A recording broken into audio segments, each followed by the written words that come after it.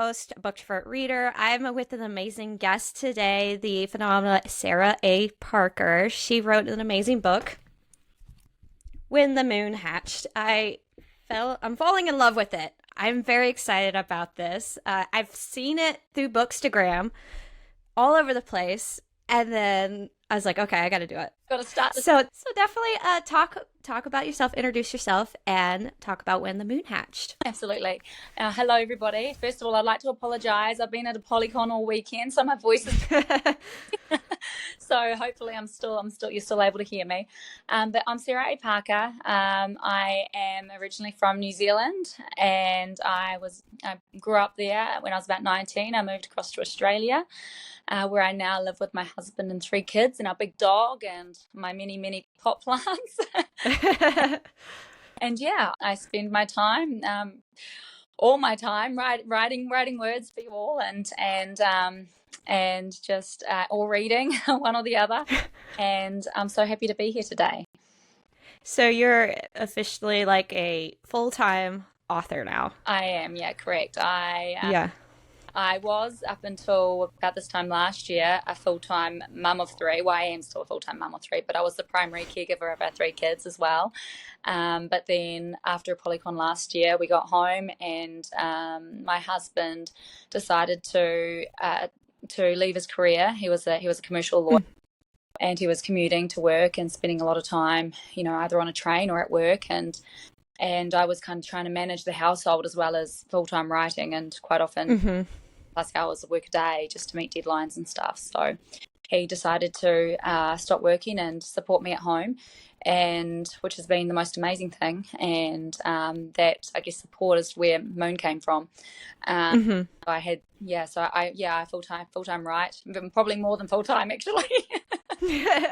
I'm the writer. I love hearing that journey, the support between your husband and you, because, it's a lot of writers that I come across, they are the full time, they stay at home with their children, things like that. So it's awesome to hear that support as well. Very Yeah. encouraging.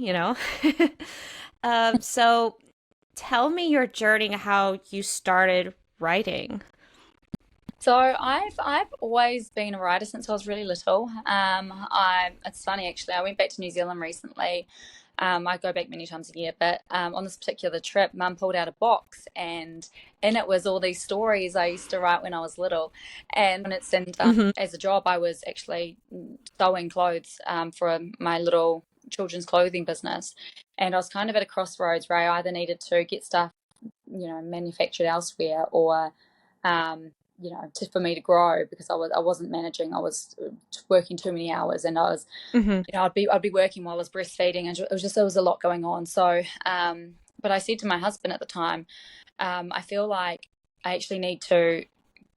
I was feeling that pull to write, to really just pour myself into it completely, and these stories were yanking on me. So I said to him, I said, I want to step away from that for now, and I feel like I need to just give myself to these words in my head.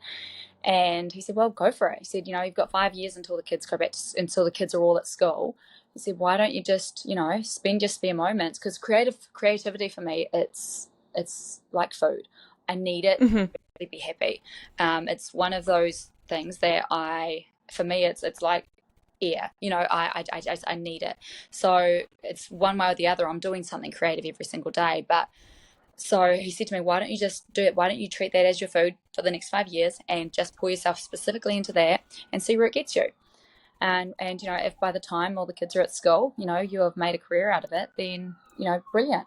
I'm so sorry if you can hear that. We're in the middle of California, and there's quite a lot of things zooming past. So yeah, I poured myself into it, and here we are 5 years later, and all the kids are now in school, and I feel like I've been very, very lucky that I found a fantastic readership for my stories, and I found my people, and yeah, people seem interested in reading what I have to say, which is absolutely like amazing. So yeah. Yeah.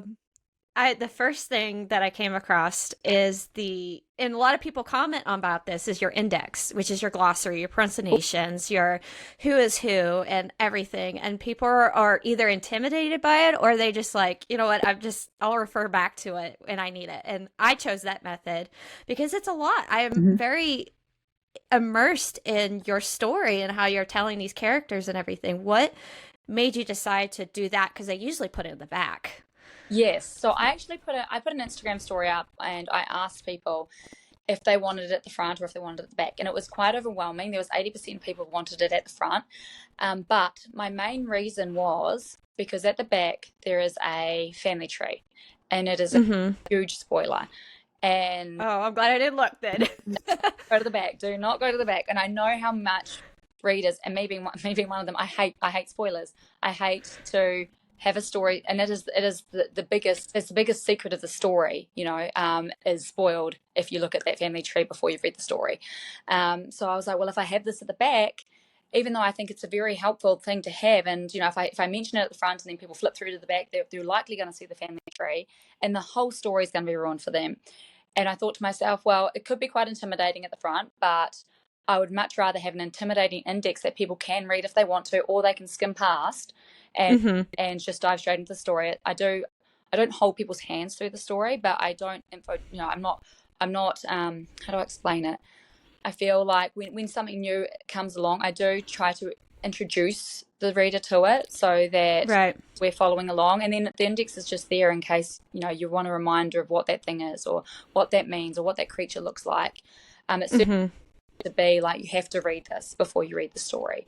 But I just figured it's better to have that at the front than have it at the back and have people go to the back to read the index and be like, well, now the whole story's ruined. You're right. It's the accidental spoil, and that would be upsetting. Exactly. Yeah, because I think that's what I was so drawn to when I was getting into this is that there was a time where you would take the time to describe something, but there's times where you just said it and you just continued and let it flow in the story. And I was like, oh, I remember that XYZ. Let me go to the index. And Yeah. then you gave a description of that. And I was like, oh, that's so much less heavy world building if, you know, info dumping, because that could be so intimidating. It can really you like know the reader, I think, as well, and especially when as fantasy readers, we're constantly immersing ourselves into different worlds and different terms. hmm As there's a whole bunch that we're trying to remember constantly, and I think especially when readers go into book two, they'll have to have that refresher of what different things mean. Like they'll have that index there, and yeah, I mean I'm all about the different reader.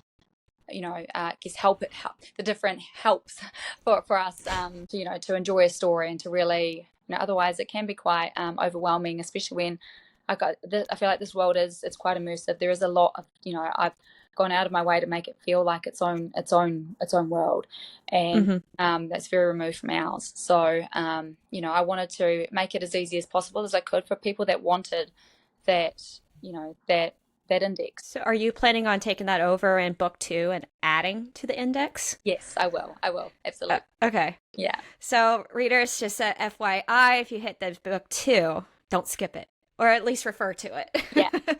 Yeah, it's there. You can tab it, you can do whatever, but it's there just in case. So, to get kind of into the genre per se, have you always been into fantasy or have you always been a fantasy reader? What's the background in you deciding the genre of fantasy? I love fantasy. I feel like fantasy is a great escape.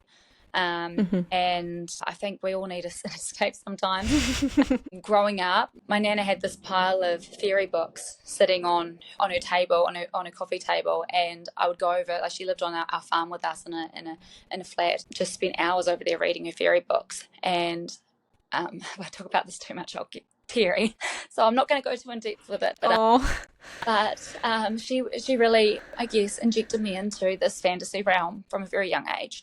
And hmm I've now got those fairy books at home, and they're a constant reminder of like where I've come from and I guess what makes me me. And I guess she taught me to believe in magic from a very young age. Mm, I guess it's kind of now it's ingrained in me. I right. I I I can't look at trees and without seeing little fairy homes somewhere in there. I can't look at flowers without seeing little fairy skirts or something, or little fairy homes. And I can't look at, I guess, mushroom rings without seeing a portal to somewhere spectacular and different. So yeah, I think that's probably what's mostly drawn me to fantasy. Yeah, so your grandmother was very heavily involved with that, just introducing you to the fantasy world. Yeah. Oh, that's sweet. You're tearing up my heart. Sorry, I didn't mean to get emotional there. No, it's so important because everyone has a background story as to who introduced them to their very first fantasy novel.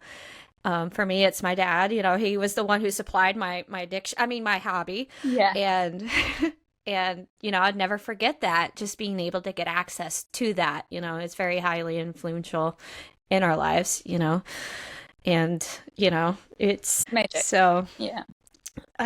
So you started in the indie publishing, correct? Correct. Yes. And then you got picked up, and I know that it has to be a whirlwind in itself, you know, to have that happen. Tell me about that process and that journey and that experience of getting picked up by a traditional publisher such as HarperCollins and Avon Books. Absolutely. So I was actually with my Crystal Bloom series, which is my other series. I'm still halfway through that series, but I to write Moon because it needed to be told. It was really just talking very loud, and I needed to move to that and take a breath with it. And with writing the story, something within me, I just knew that it was, I guess, I think I had faith in myself with this one, like I haven't before. And I poured a lot into it. I was getting a lot of good response from my beta team and my alpha readers. And so I ran a huge campaign with the story, like I haven't done with my others, and I really just poured a lot into it. I gave it all the time that I possibly could. I didn't tell readers about it until I had it being run through by my second editor, so it was almost ready to publish, ready to go out to ARC by the time I actually let everyone know that I was working on this different story. And it was interesting. So I ran this big campaign. I sent out lots of physical ARCs and whatnot. And then when it actually went live, we were coming back from a family trip in Japan, and I was talking to my agent, and she said, because she had pre-read the story, and she had said to me, we'll have a chat after you get back, maybe a week after you've settled in. And then I got on the plane, and of course, as we were getting on the plane, it was shooting up the ranks on Amazon, and you know, it was kind of blowing our minds. And then we got off the plane, and I had an email there from Caitlin saying, Sarah, we need to talk right away. So and I had emails from different publishing houses and stuff. So it was all a very big whirlwind. Within the first couple of weeks after I got back, basically we'd gone through the process of, you know, I was also having distribution issues with it because so many people wanted a physical book, and I still couldn't, you know, right up until we had the switch over, I still couldn't get it into Canada. I couldn't get into Australia where I live. I couldn't get into where my family lives. You know, if they wanted to get it, they would have to pay these exponential prices to kind of pull it in from somewhere else, and really quite frustrating. So I think I knew that it was meant to be traditionally published, and that extra weight behind it, and that extra, you know, oomph. So yeah, I went into these meetings, and the amazing thing is that I found my people so quickly, and I found people that were just as passionate about my story as I am, and people that had the same, I guess, creative vision for it moving forward.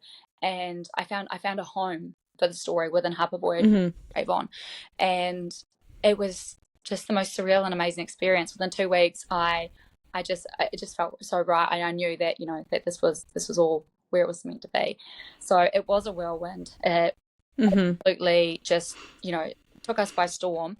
And but I am so thankful that, you know, that both publishing houses have you know, have the same faith in my story that I do, and that I've got that support as well to get this book into more readers' hands, because it really is a sort of story that I think a lot of readers want to hold in their hands, and to be able to flick through to the index if they want to, and all that sort of stuff. So yeah, just it's been wild. They moved very, very fast. Both publishing houses moved so quickly to get into readers' hands. So once we made the announcement, we're now only a week away from time of us recording this. We're only a week away from it publishing, going live everywhere with the physical copy. So yeah, it's been incredible, and having that extra team behind me is just, everyone I've dealt with has been amazing, and I couldn't be more thankful.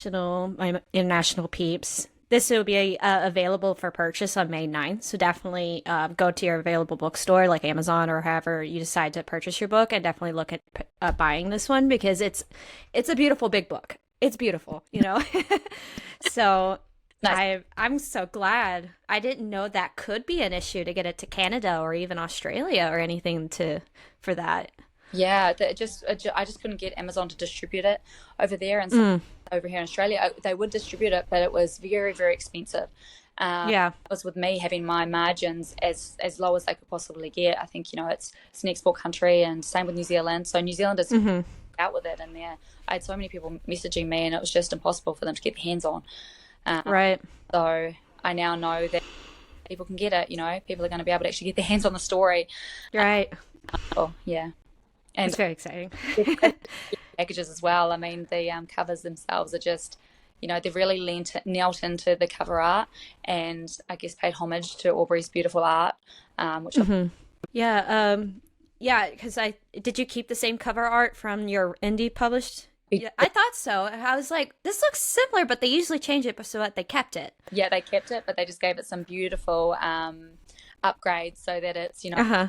print options. So it's got Right. the beautiful. It's on like the shiny, as you'll see there. It's got this shiny sort of Hmm. stock paper, so and it just allows that everything to pop so beautifully. So yeah, Yeah. It's a very gorgeous cover, I yeah, will say, and it has a beautiful flop. yes, If you're wondering if it being a big book, it has a beautiful flop. yeah. So, Didn't have with the indie copy. I think a lot of people had to break the spine to open it. Um, ooh, yeah, ouch. yeah. With the with Avon's one, it just flops beautifully, doesn't it? Yes, it does. That's the book nerd that's coming out. Yeah.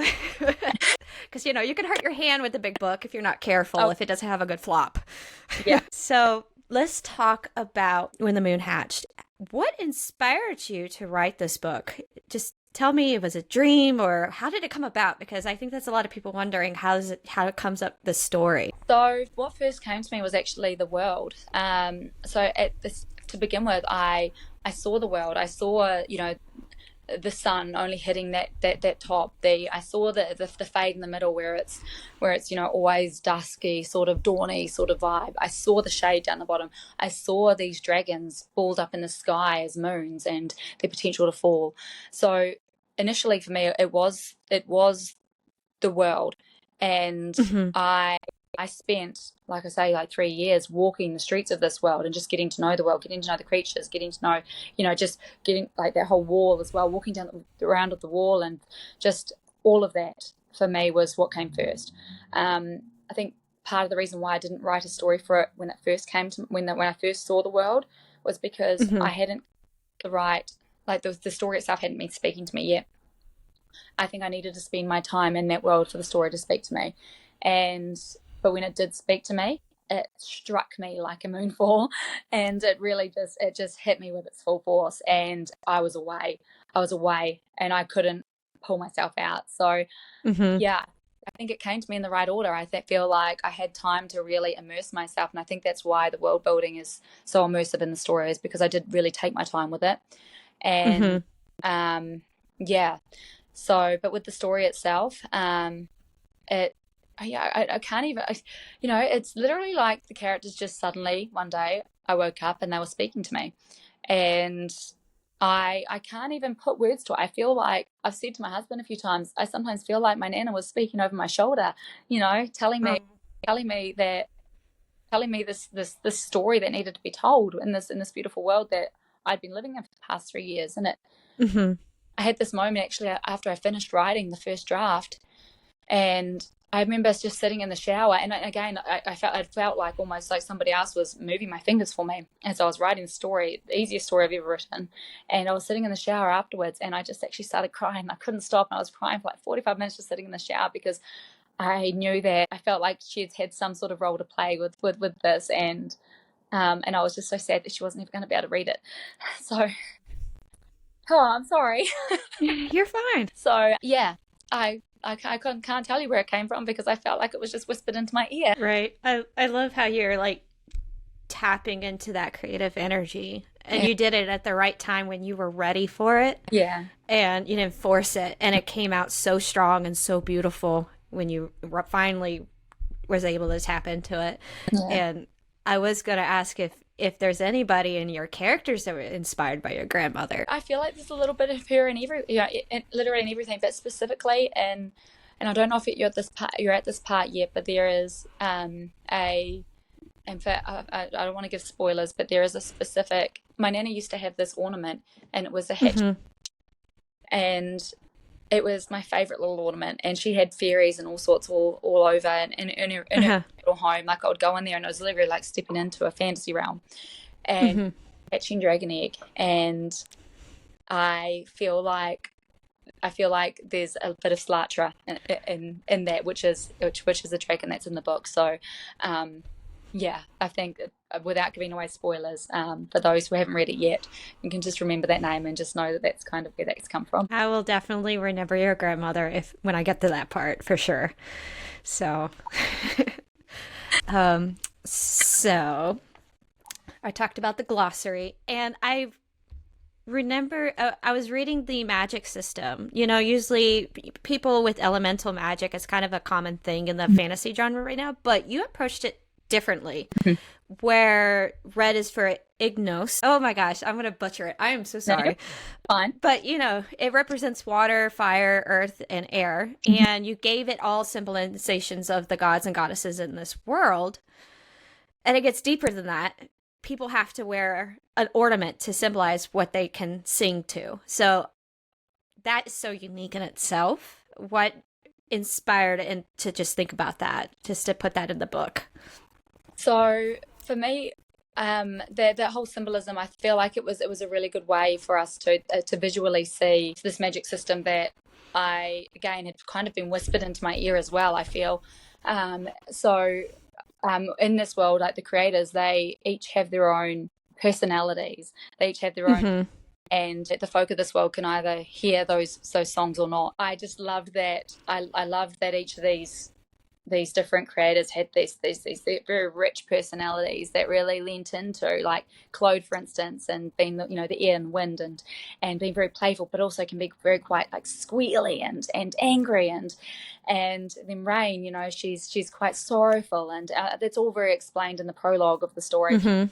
But yeah, I feel like I just had so much fun with that. They came through to me so strongly from the start, and that prologue actually in the story, which explains that whole magic system, Right, in its entirety, and explains the creators.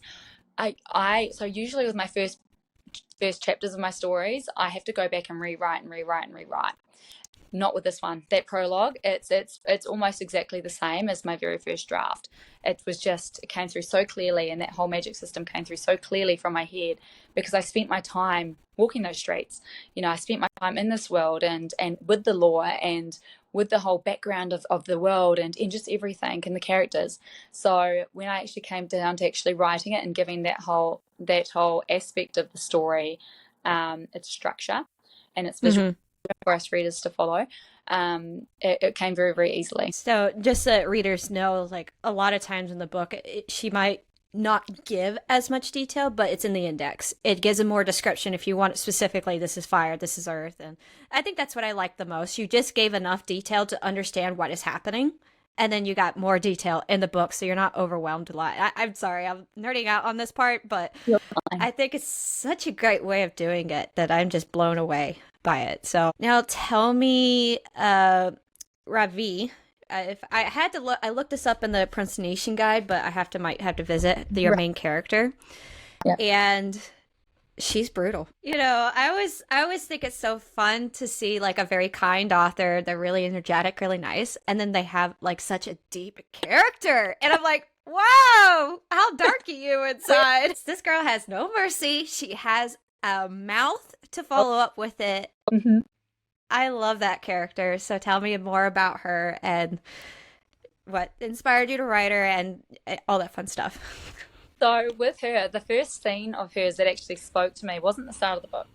It was actually the scene. I'm not sure if you're there yet, but she's on trial. And for those who have read it, she's on trial and she's getting, um, she's on trial for what she's done, basically. Mm-hmm. I don't want to give too much away. But that whole dialogue of that particular scene, that came to me first. Jack Sparrow-esque kind of like character. Oh, That's right.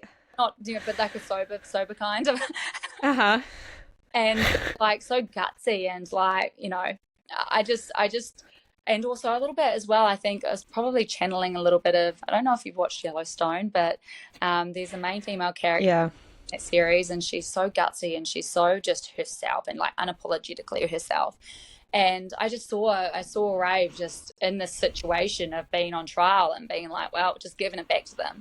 And she just exploded from there. There's more? Oh my gosh. Yeah, I love writing her. I could write her for the rest of my life. Honestly, she is just she's constantly surprising me, constantly like throwing me like off guard, and I love her. I love her so much. She's so fun, but she's also Do you s- side, this tender side as well, and I love that too. That she's that a lot of the way that she is also hiding the steps of pain, and I think that's Mhm. important to note because I am a huge advocate for mental health, and I feel like myself, I deal with things in life by kind of pushing it all away and laughing through life, and sort of just I guess bantering my way through it through the bad. So yeah, I feel like a lot of her comes from that as well.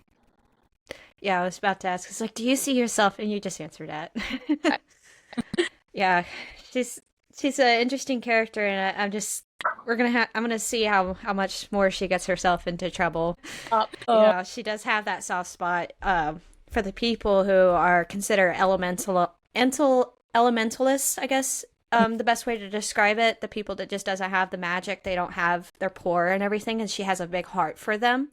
So you can see her having that justice warrior into trying to find that with the power that she has, even if it's little, you know.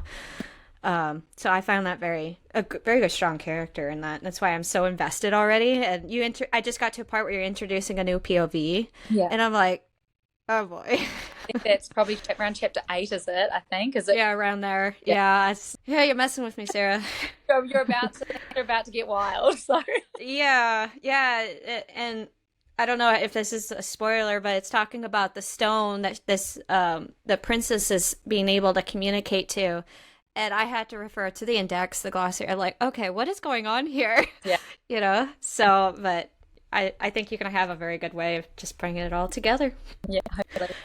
So, when you're writing this book, what kind of challenges did you face in writing this particular genre, and how did you overcome them? Gosh, challenges. I think for me, my main problem is that I get quite obsessive compulsive over my storytelling. I throw myself so deeply into my stories that I forget to live. So I go through stages where I literally don't leave the house for months, and then I Oh.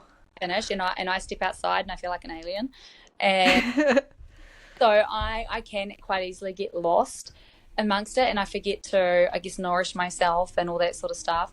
And that becomes, I think I mentally as well dump um, important, other important bits and pieces because to make Mhm. these big worlds in my head. So I'm constantly, I feel sometimes I feel a bit disconnected from the everyday life because I am living in these worlds in my head.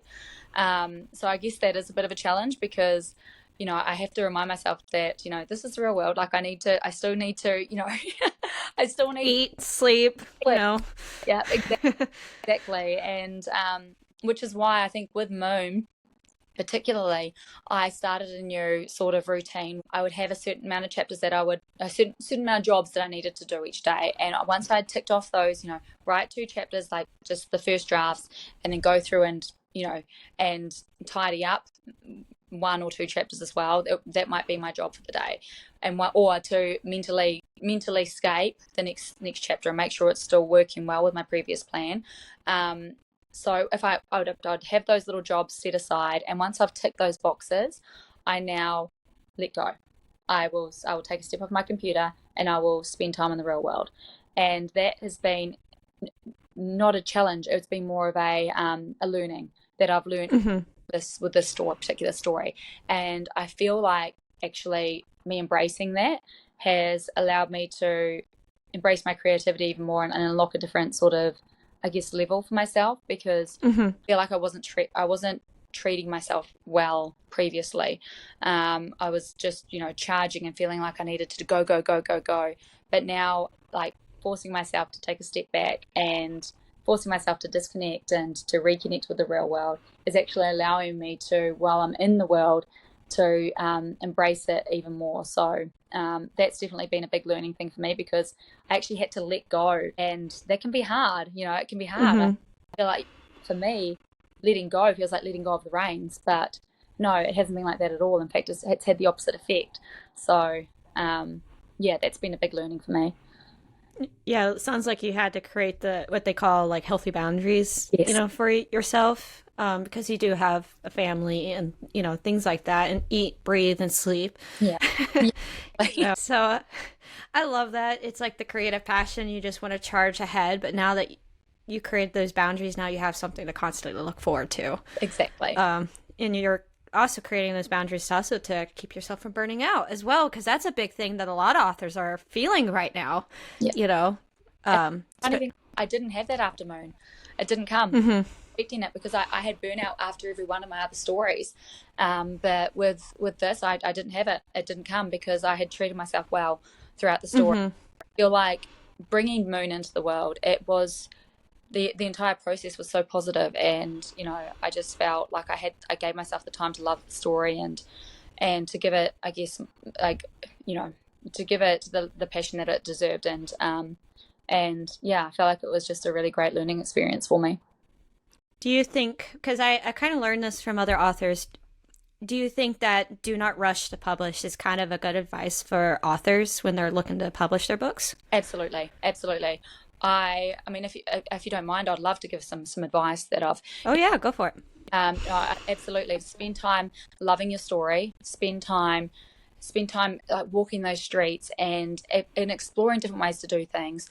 Don't be afraid to let go of something that you might have had in mind that actually isn't working now. Don't be afraid to just let go and then see where this new path takes you, because quite often it's actually a better path than the previous one. Listen to feedback, listen to it and take it on. It doesn't have to be the way you go, but there might be another path that that feedback leads you to as well. And this is obviously in the early stages, when you're bettering and alphaing and whatnot. Would also be just to, yeah, absolutely, do not rush anything. It's not a race, it's a marathon. And when you do take the time with your story and give it the love that it deserves, like it shines through. It really shines through. I've learned that. I've learned that in so many different ways. I think as well, another thing, bit of advice that I would have for people that are starting out would be to invest in character art. Hire character artists. There is a huge community of artists out there, and they're just phenomenal. It's such an amazing community, and a lot of people can't visualize. That some people will read a book, but they actually can't visualize. So I go out of my way to make sure I've got character art of my characters so that people can see what I'm seeing, and it also gives back to that artist community, because they are, they do give a lot to our book community. And yeah, also invest in a really good cover artist.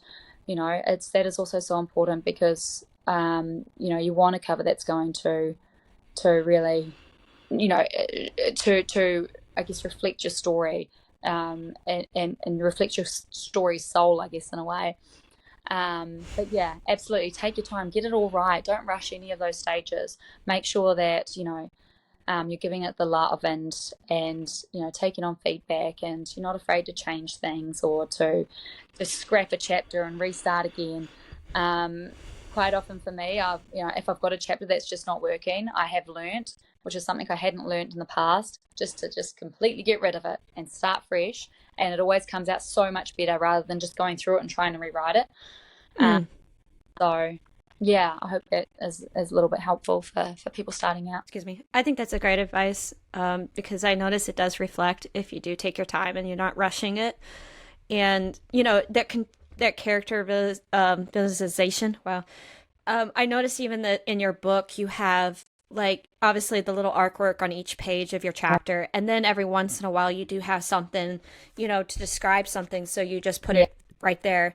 And there was a part where you introduced a lark. And at first, I didn't understand what you were saying until you presented that little photo at the bottom. And I was like, oh, I know what it is now. Yeah. And that was a great way to be able to see it, what you're talking about, because it's so easy just to rush and keep going and not understand exactly what it is. But now I know what it is. Yeah. And you have it throughout your whole book of these small pictures. And I love that. So I'm not even done and I'm already in love. And so. I hope you still feel at the end. Oh, please don't tell me. So, do you have any, if you're able to, or do you have any future projects? Because this first book has been out for a while, and a lot of people are probably wondering when book 2 is going to come out. What's the plans on this series in a whole? Like how many books and all that details? So I'm planning to get the story wrapped up in 3. Okay. Big books. So this one's big. Obviously, the next one will be the same size, if not slightly bigger, and then obviously the third one. So. I'm hoping to get it all wrapped up in a trilogy, which I think it really leans to, I guess, to the story as a whole. Like there's 3 different dragon breeds, there's 3 different, like there's the Shade, the Fade, and the Burn as well. Like I feel like it all leans into the story really, really well if I wrap it up in 3. But it always spoke to me as a story that would be wrapped up in sort of a trio. So that's the plan. Obviously, if I do need to stretch it out to 4, if the last one is taking up more space than I thought it would, then I'm not afraid to split it and do it in 2. But so far, I'm pretty certain that I can wrap it up in 3. So at the moment, because I did take a break from my Crystal Bloom series to write Moon. So at the moment, I am first getting my draft down for the second book in the Moonfall series, and obviously because I'm now a hybrid, I've got my indie series plus my trade pub series. So obviously I've got to kneel to those different timelines. So once I've got this draft wrapped up and I can pass things on to my editors there, it's a longer time period for it takes longer from the time where I get them the final manuscript for it to then go to print and be available everywhere. So with my Bloom series, once I finish a book, I push publish and it's up. So I'm also working on my Bloom series in the background, but it will. So my 4th book in the Bloom series will most likely publish next, but I will finish Moonfall 2 first. But then it'll obviously go through the process of moving through those trade pub, hoops and getting to readers. So, yeah. Do you have any other stories cooking up in your brain? Oh, so years of my life to tell all the stories I want to tell. I can only say that there are so many, and there is a few that are speaking really loudly, but I'm just tucking them away for now. And every now and again I'll think about them while I'm in the shower or while I'm going to sleep. Or but no, I've definitely got other characters and other stories that are wanting to have their voice. So we'll get there. So. Just because I had this thought earlier and I just want to ask, like, how do you organize your thoughts into all this and keep your details straight? So because I am dealing with juggling 2 different fantasy worlds right now, I really do have to compartmentalize. So I remove my brain from one series completely and I literally tuck that aside. It's like putting it into a filing system.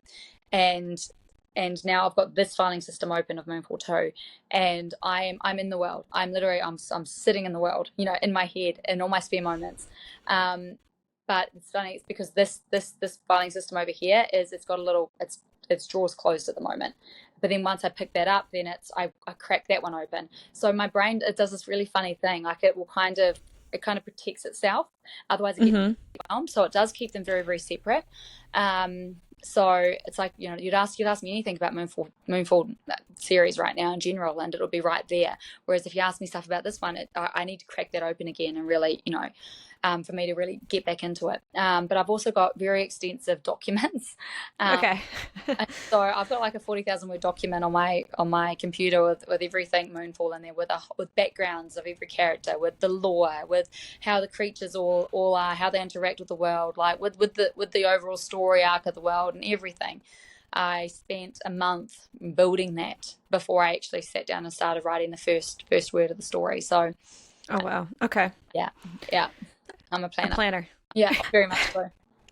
Okay. And all right. So just tell all the readers where your book is going to be, where they can find it, where they can find you, because I'm sure like a lot of people want to follow you and keep up with the updates of book 2 and any future stories that you write. Yeah, cool.